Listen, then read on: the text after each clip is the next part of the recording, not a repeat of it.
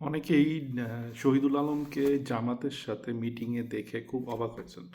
অনেকেই বলতেছেন যে শহীদুল আলম কেন জামাতের সাথে যাবে? দেখেন, শহীদুল আলম এই মুহূর্তে যেটাকে গুরুত্বপূর্ণ মনে করতেছে সেইটা ব্যাপারে তাদেরকে কথা বলার প্ল্যাটফর্ম জামাত তৈরি করে দিচ্ছে, এই জন্য তারা জামাতের কাছে গেছে। শহীদুল আলম তো আর জামাত হয়ে যাবে না, ঠিক না?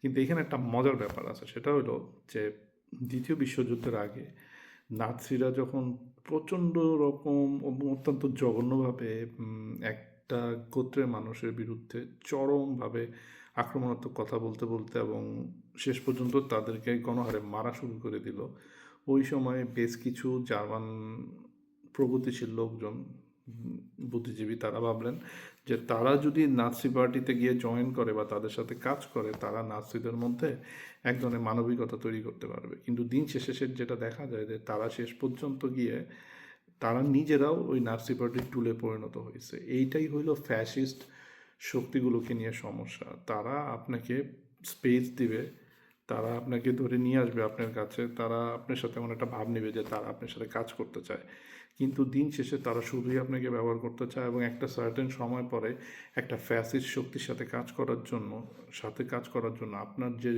রেপুটেশনের ড্যামেজ হবে, সেই কারণে আপনি আগের বলয়ে বা প্রগতিশীল কোনো বলয়ে বা গণতান্ত্রিক কোনো বলয়ে আপনি জায়গা পাবেন না। শেষ পর্যন্ত আপনার একমাত্র জায়গা হয়ে দাঁড়াবে এই ফ্যাসিস্ট শক্তি। এইটাই হলো জামাতের সাথে কাজ করার সবচেয়ে বিপজ্জনক ব্যাপার।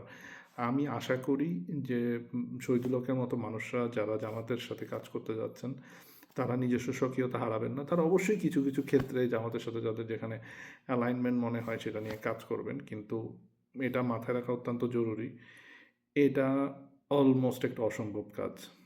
সবাই ভালো থাকবেন। আল্লাহ হাফেজ।